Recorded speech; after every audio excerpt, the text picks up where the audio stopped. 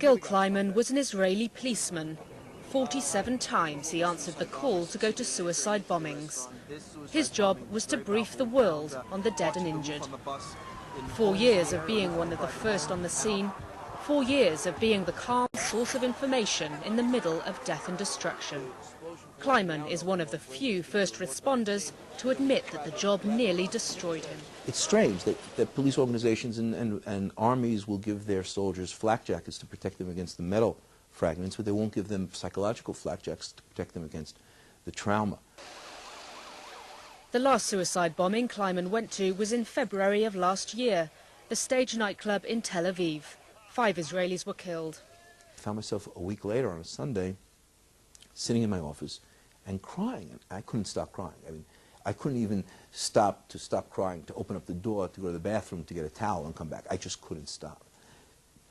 So I realized that that was when I was really in need of help. Gil took us back to the scene of the first suicide bombing where he cried, a cafe in Jerusalem.